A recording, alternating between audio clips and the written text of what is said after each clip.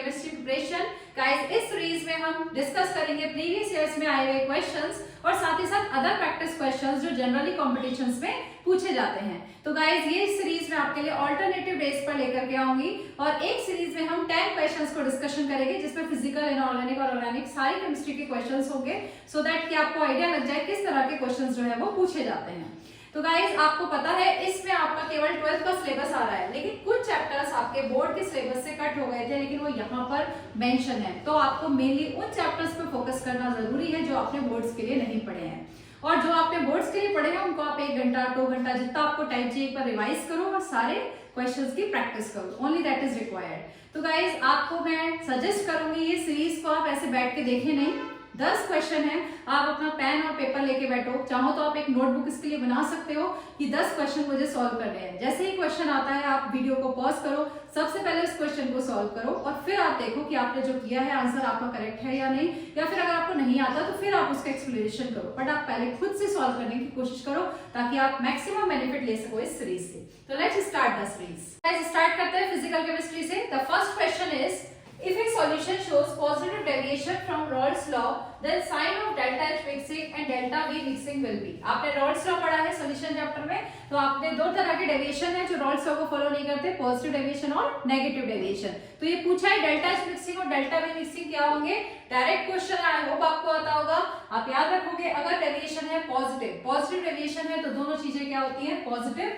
तो कौन सा ऑप्शन हमारा मैच कर रहा है, option number B. Delta H mixing भी पॉजिटिव होगा और डेल्टा वी मिक्सिंग भी पॉजिटिव होगा। तो वेरी सिंपल, अगर पॉजिटिव डेविएशन होता है तो दोनों डेल्टा एच मिक्सिंग और डेल्टा वी मिक्सिंग दोनों ही पॉजिटिव होते हैं। अगर नेगेटिव डेविएशन होता है तो डेल्टा एच मिक्सिंग और डेल्टा वी मिक्सिंग दोनों ही नेगेटिव होते हैं। Next question, solubility of CO2 in soda water increases with। Question किससे आया है आपको पता होना चाहिए। It belongs to Henry's law, क्योंकि किसकी बात कर रहा है, solubility ऑफ गैस। किसी गैस की solubility अगर हम चेक करते हैं लिक्विड के अंदर तो कौन सा है, हेनरीज लॉ। तो आपको बताना है कि किसके साथ, टेम्परेचर और प्रेशर के आपको ऑप्शंस दिए हैं कि किसके साथ इंक्रीज होती है और किसके साथ डिक्रीज। आई होप आपको पता होगा, जैसे कि कोल्ड ड्रिंक का एग्जांपल है कि उसको हाई प्रेशर पे हम बॉटल को सील करते हैं ताकि ज्यादा से ज्यादा CO2 उसके अंदर डिसॉल्व हो सके, यानी with increase in pressure solubility of gas क्या होती है, बढ़ती है। और टेम्परेचर का रोल देखें, क्योंकि ऑप्शंस में प्रेशर और टेम्परेचर का रोल पूछा गया है, या मतलब उसके अकॉर्डिंग ऑप्शंस है। तो टेम्परेचर आपने पढ़ा है कि एक्वेटिक स्पीशीज जो है वो समर्स पे इतनी कंफर्टेबल नहीं रह पाती, क्योंकि आपने पढ़ा है जो solubility of gas in liquid है वो कम हो जाती है with increase in temperature. Summers पे टेम्परेचर बढ़ता है तो गैस की सॉल्युबिलिटी पानी के अंदर कम हो जाती है, जिससे कि उनको घुटन महसूस होने लगती है। तो विच ऑप्शन इज करेक्ट, यानी इंक्रीज इन प्रेशर के साथ ये बढ़ता है और डिक्रीज इन टेम्परेचर के साथ ये बढ़ती है। तो option number B is the correct one. With increase in pressure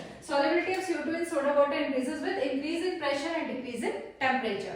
Now next, third question है, which of the following expression is correct for the rate of reaction। I hope आपको rate of reaction लिखना आता होगा, chemical kinetics का question है। तो आपको options मैंने यहाँ सारे नहीं नोट किए हैं, इस तरह से ऑप्शंस है, यानी आपसे डेल्टा Br और H प्लस के बीच में रिलेशन पूछा गया है, तो आपको लिखना आता होगा एक्सप्रेशन। तो सॉल्व कर लेते हैं इसको। आपको पता होगा कि रिएक्टेंट साइड का जो आपका कंसंट्रेशन होता है वो माइनस साइन के साथ लिखा जाता है और प्रोडक्ट का प्लस के साथ, क्योंकि प्रोडक्ट की कंसंट्रेशन में टाइम बढ़ती है और रिएक्टेंट की घटती है।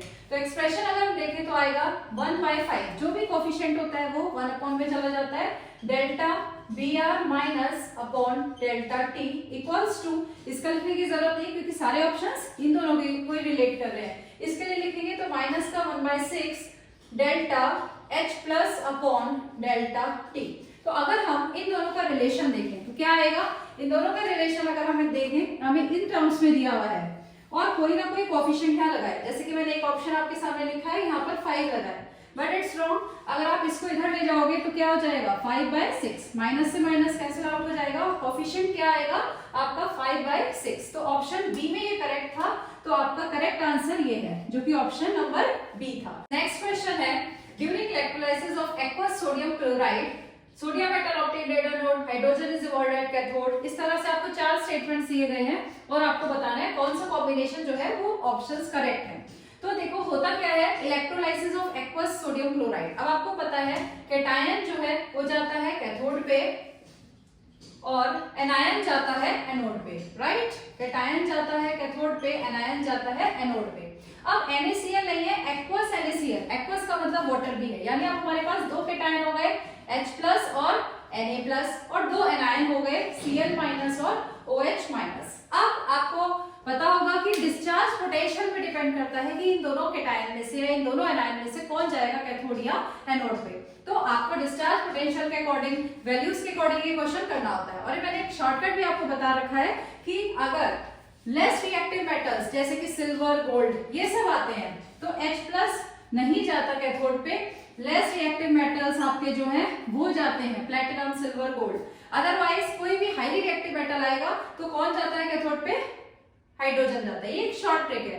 क्या फैक्ट है वो भी मैंने आपको बता दिया, बट आप किस तरह से बहुत जल्दी क्वेश्चन को कर सकते हो वो ट्रिक ये है। अब एनोड पे बात करें यानी एनायन की बात करें तो मोस्टली जो पूछा जाता है तो आपको याद रखना है सल्फेट या नाइट्रेट। सल्फेट या नाइट्रेट है अगर एनायन तो ये नहीं जाएंगे, कौन जाएगा? OH- जाएगा। बाकी आपका कोई भी हेलोजन है या और भी कोई भी है आपका तो कौन जाएगा? वो एनायन एनोड पे जाएगा एज कंपेयर टू OH-, उसका डिस्चार्ज पोटेंशियल जो है वो ज्यादा होगा। तो एक शॉर्ट ट्रिक से हम ये क्वेश्चन कर सकते हैं। सिर्फ आपको ये देखना है कि अगर लेस रिएक्टिव मेटल है तो वो जाएगा कैथोड पे, नहीं तो हाइड्रोजन जाएगा।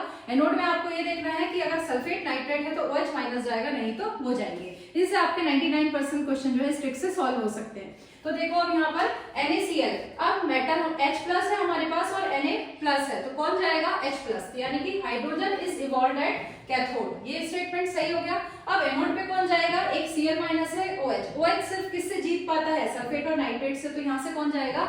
Cl- यानी chlorine is evolved at anode. ये ऑप्शन सही है यानी B एंड D, ये है हमारा correct option, that is C। Next question पे आते हैं। नेक्स्ट क्वेश्चन है हमारा सॉलिड स्टेट से। अगर आपने सॉलिड स्टेट पढ़ा है तो आप इस क्वेश्चन को कर सकते हो, और नहीं पढ़ा तो फिर इसके लिए आपको पहले इस चैप्टर को पढ़ना पड़ेगा। लेकिन फिलहाल मैं आपको एक क्वेश्चन तो सॉल्व करवा देती हूँ।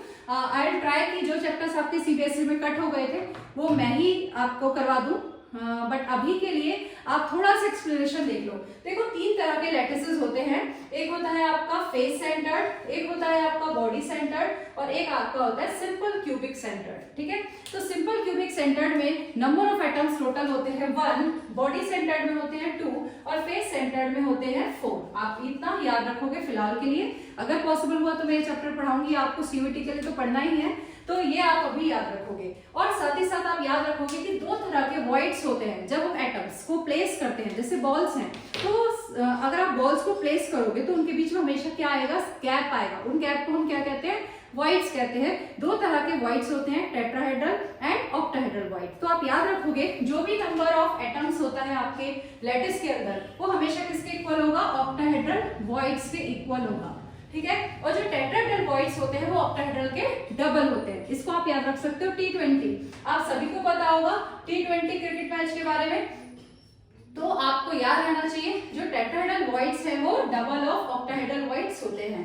और ऑक्टाहेड्रल वॉइड्स कितने होते हैं? जितने भी आपके नंबर ऑफ एटम्स प्रेजेंट हैं उस टाइप के लैटिस में। तो चलिए अब सॉल्व करते हैं। इस इंफॉर्मेशन के साथ हम एटलीस्ट इस क्वेश्चन को तो सॉल्व कर ही सकते हैं।